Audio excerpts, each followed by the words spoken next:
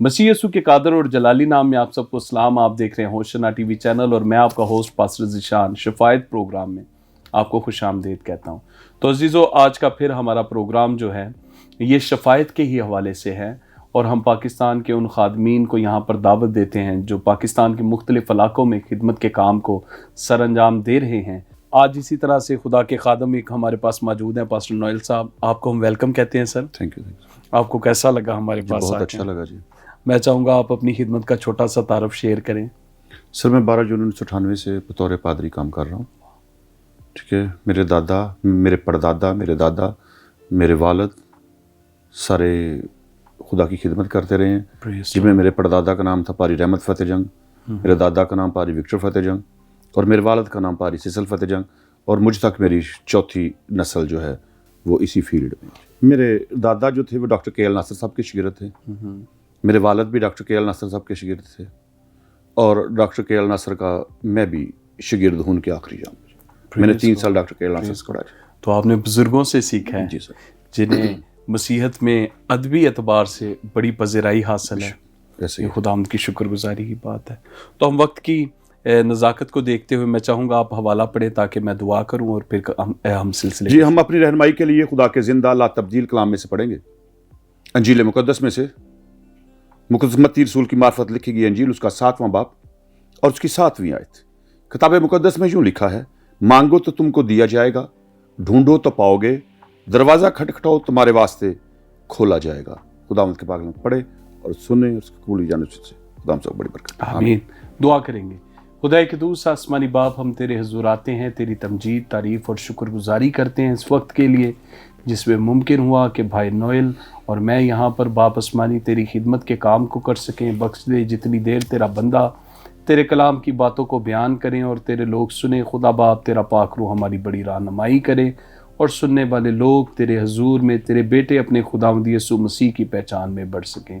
ये सब कुछ मांगते यीशु मसीह के नाम से, आमीन। आमीन। जी पास साहब, आपने जो हवाला पढ़ा मैं चाहूँगा कि आप इसकी इंटरप्रिटेशन शेयर करें।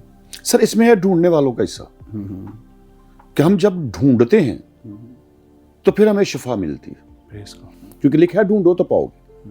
अगर हम मत्ती की अंजील का मुताला करें उसके 9 बाब की 28वीं आयत का, तो वहां पर इस हकीकत को वाज़ेह किया गया कि जब वो घर में पहुंचा तो वो अंधे उसके पास आए और मसीह ने कहा, तुम्हारा इत्काद है कि मैं क्या कर सकता हूं? तो उन्होंने कहा, हाँ हमारा इत्काद है, और खुदा यीशु मसीह ने उनकी आंखों को छुआ और उन्होंने शफा पाई। यानी पहले उन्होंने मसीह को ढूंढा शफा पाने के लिए, और जब हम शफा पाने के लिए मसीह के पास जाते हैं, उसे ढूंढते हैं, उसे तलाश करते हैं, तो फिर वो हमारी सारी बदकारी को बख्शता और तमाम बीमारियों से शफा देने की कुदरत रखता है। अगर हम ऐसा नहीं करते तो फिर मेरी और आपकी जिंदगी का हाल बिल्कुल इसी तरह हो जाता है कि हम कहते हैं जी हम बहुत ज़्यादा दुआ करते हैं, खुदा हमारी सुनता नहीं, खुदा हमें बरकत नहीं देता, खुदा हमें शफा नहीं देता। खुदा हमें शफा तो देगा, लेकिन पहले हम उसके दर पे आएँ, उसका दरवाज़ा खटखटाएं, तो फिर खुदा जो है वो हमें शफा देता है। क्योंकि पहले हम उसके फर्जंद बने, उसकी फर्जंदियत में आए। जब हम उसके फर्जंद बनेंगे तो फिर खुदा हमें बहुत सी बरकतों से नवाजता है और हमें तमाम बदकारी से मखलसी और नजात भी अता करता है, और खुदा हमें शफा भी देता है। क्योंकि यूहन्ना की अंजील में उसके 15वें बाब की 7वीं आयत में यूं लिखा है, अगर तुम मुझ में कायम हो और मेरी बातें तुम में कायम है तो जो चाहो मांगो वो तुम्हारे लिए हो जाएगा। यानी हम जब उसमें कायम रहते हैं, उसकी फर्जंदियत में आते हैं, तो फिर हम जो कुछ खुदा से मांगते हैं खुदा हमें मुहैया करने की कुदरत रखता है। लेकिन जब हम ऐसा नहीं करते तो फिर हमारी जिंदगी बेमैनी और बेमकसद हो जाती है, और कहते हैं कि खुदा गुनाहगारों की नहीं सुनता। लेकिन जब हम किताब मुकद्दस का मुताला करते हैं तो किताब मुकद्दस में इसी हकीकत को वाज़ेह किया गया कि ज़बूर नंबर 66 और उसकी 18वीं आयत में, अगर मैं बदी को अपने दिल में रखता तो खुदा मेरी ना सुनता। जब बदी को अपने दिल में रखते हैं तो फिर खुदा हमारी नहीं सुनता। क्यों नहीं सुनता? कि हमारे इरादे, हमारी सोच, हमारी नीयत जो है वो खुदा के मुखालिफ काम करती है।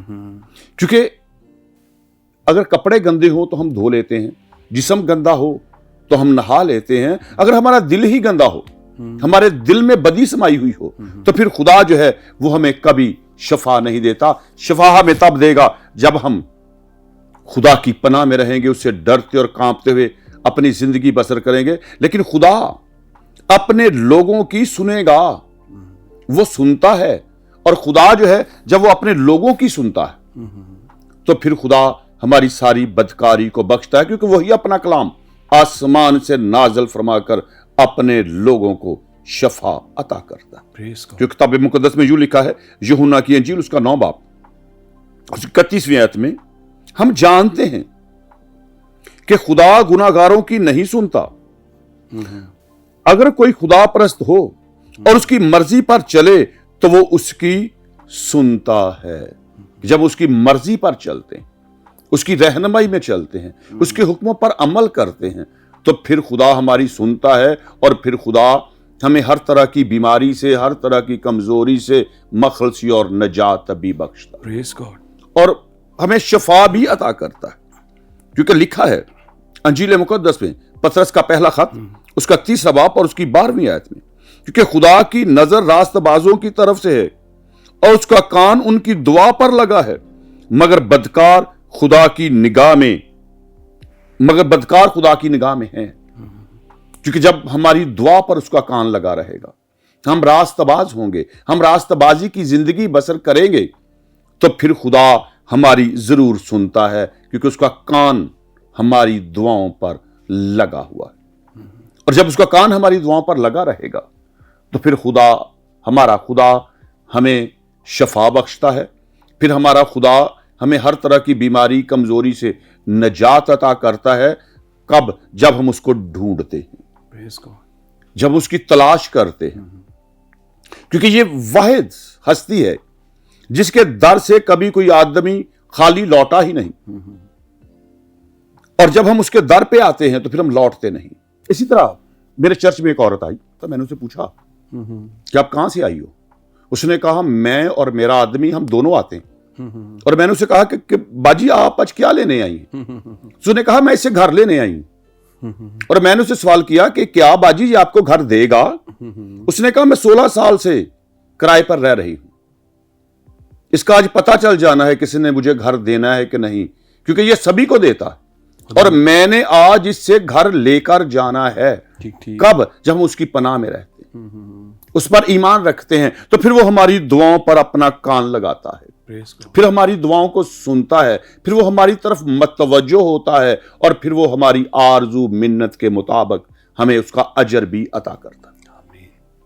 لیکن بعض اوقات ہم ایسا کرتے ہیں کہ ہم اپنے خالق خداوند کو بھول جاتے ہیں, ہم اپنے خالق خداوند سے دور رہ کر اپنی زندگی بسر کرتے ہیں, کیونکہ ہم دلیری کے ساتھ اس کے در پہ آنا چاہتے ہی نہیں.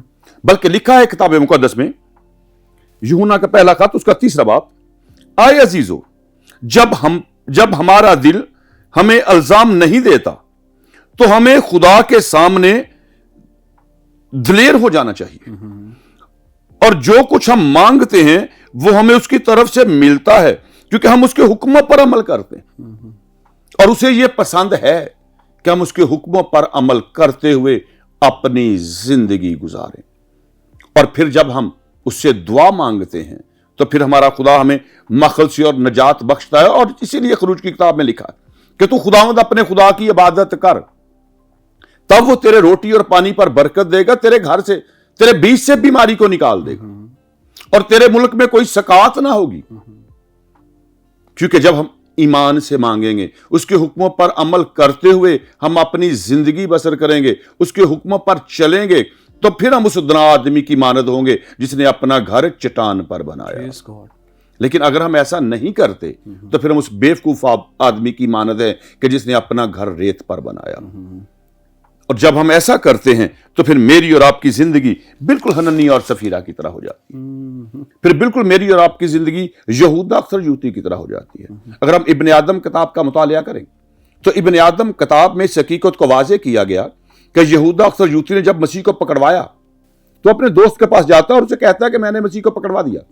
اس کا دوست کہتا ہے کہ تو نے اسے کیوں پکڑوایا؟ اور وہ کہتا ہے کہ مسیح تو کہتا تھا میں بادشاہ ہوں, تو میں نے سوچا ہم وزیر مشیر ہوں گے, لوگ ہمارے سائے کے تلے چلیں گے, جب میں نے مسیح میں یہ ساری چیزیں نہیں دیکھی تو پھر میں نے مسیح کو پکڑوا دیا. میری حسرتوں سے زیادہ قیمتی مسیح کی زندگی نہیں تھی. بالکل اسی طرح ہم اس بات پہ غور کرتے ہیں کہ پہلے ہماری حسرتیں پوری ہو جائیں, پہلے ہماری خواہشات پوری ہو جائیں, پھر ہم خدا کی طرف چلیں گے اور پھر ہم خدا سے مانگیں گے تو وہ ہمیں دے دے گا. لیکن جب ہماری زندگی جو ہے وہ اس قدر گھنونی ہو جائے گی کہ ہم خدا سے دور رہ کر اپنی زندگی بسر کریں گے تو پھر ہمارا خدا ہمیں کبھی بھی شفا عطا نہیں کرتا.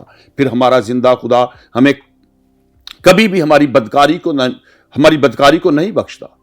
ہماری بدکاری کو اس وقت بخشتا ہے, اپنا کلام اس وقت آسمان سے نازل کرتا ہے جب ہم اس کے حکم پر چلتے ہیں, جب اس کی مرضی کے موافق اپنی زندگی بسر کرتے ہیں, جب ہم اس کی مرضی کے مطابق اپنی زندگی بسر کرتے ہیں تو پھر ہمارا خدا ہمیں ہر طرح کی بیماری سے, کمزوری سے نجات بخشتا ہے. پھر ہمارا خدا ہمیں شفا عطا کرتا ہے, اور جب ہمارا خدا ہمیں شفا عطا کرتا ہے تو ہم شفا حاصل کرنے کے بعد بھی اپنے انہی پرانی روشوں پر لوٹ جاتے ہیں. لیکن ہمیں چاہیے کہ ہم اپنی انہی پرانی روشوں میں نہ لوٹیں, بلکہ اپنے خالق خداوند کی پناہ میں رہتے ہوئے اپنی باقی کی زندگی بسر کریں. کیونکہ زبور میں سے کہتا ہے کہ ہماری زندگی کیا ہے, کتنی ہے, 70 سال, یا طاقت ہو تو 80 سال, آخر کو پھر بھی فنا. اگر ہم نے فنا ہی ہونا ہے, اگر ہم نے رحلت ہی کر جانی ہے, اگر ہم نے اس جہاں کو چھوڑنا ہی ہے, تو پھر کیوں نہ ہم اپنے خالق خداوند کی پناہ میں رہتے ہوئے اپنی زندگی گزاریں اور خدا سے بہت سی برکتیں حاصل کریں. کیونکہ اسے علم ہے کہ ہمیں کس سے مانگنا ہے. کیونکہ لکھا ہے کتاب مقدس میں, زبور نمبر 6 اور اس کی دوسری آیت میں, اے خداوند مجھ پر رحم کر کیونکہ میں پرس مردہ ہو گیا. اے خداوند مجھے شفا دے کیونکہ میری ہڈیاں بے قرار ہیں. اور اگر ہماری ہڈیاں ہی بے قرار ہیں, ہم سمجھتے ہیں کہ ہم بہت نڈھال ہو چکے ہیں, تو پھر ہمیں چاہیے کہ ہم اپنے خالق خداوند کی پناہ میں آئیں. اور اسی لیے مسیح نے کہا کہ میں راست بازوں کے لیے نہیں آیا بلکہ گناہ گاروں کے لیے آیا ہوں, تندرستوں کے لیے نہیں بلکہ بیماروں کے لیے آیا ہوں. ایک سادہ سا انسان اپنے آپ کو انجیل مقدس میں طبیب کہتا ہوا نظر آتا ہے, اور وہ طبیب ہی ہر مرض کو جانتا ہے کہ یہ کہاں سے شروع ہوئی, کہاں پر ختم ہونے والی ہے, اور وہ طبیب ہی ہر مرض کا شافی علاج کرنے کی قدرت رکھتا ہے. اور جب وہ شافی علاج کرنے کی قدرت رکھتا ہے پھر ہمیں بھٹکنے کی ضرورت نہیں. پھر ہمیں چاہیے کہ ہم اپنے خالق خداوند کی پناہ میں رہیں, اس سے مانگیں, وہ دے گا, کیونکہ اس کا وعدہ ہے کہ وہ دے گا. اور اگر ہم کتاب مقدس کا مطالعہ کریں تو وہاں پر جو لکھا ہے کہ تو اس کا نام کیا رکھنا, ایمانویل, جس کا مطلب ہے خدا ہمارے ساتھ. اور جب خدا ہمارے ساتھ ہے تو پھر ہمیں کسی چیز کی ڈرنے کی ضرورت نہیں, کیونکہ وہی ہمیں شفا دینے کی قدرت رکھتا ہے. لیکن ایک شرط ہے, اور متی کی انجیل میں اس حقیقت کو واضح کیا گیا کہ تجھے مت سوچ کہ تو کیا کھائے گا, کیا پیے گا, کیا پہنے گا, کیونکہ ان چیزوں کی تلاش میں غیر قومیں رہتی ہے. تمہارا آسمانی باپ جانتا ہے کہ تمہیں کس کس چیز کی ضرورت ہے, وہ تجھے دے گا. لیکن پہلے تو کیا کر کہ پہلے آسمان کی بادشاہی کی تلاش کر, پہلے خدا کی طرف اپنا قدم بڑھا, پہلے اسے اپنا نگہبان, اپنا رکھوالا, اپنا چپان مان, تو وہ سب کچھ جو ہے وہ تجھے مہیا کر دے گا, اور وہ تجھے تمام بیماریوں سے شفا بھی دے گا. شکریہ. تو ناظرین, ہم اپنی گفتگو کا سلسلہ یہیں سے آگے لے کے چلیں گے. ابھی وقت ہوا جاتا ہے بریک کا. دیکھتے رہیے ہوشنا ٹی وی چینل. ملتے ہیں بریک کے بعد.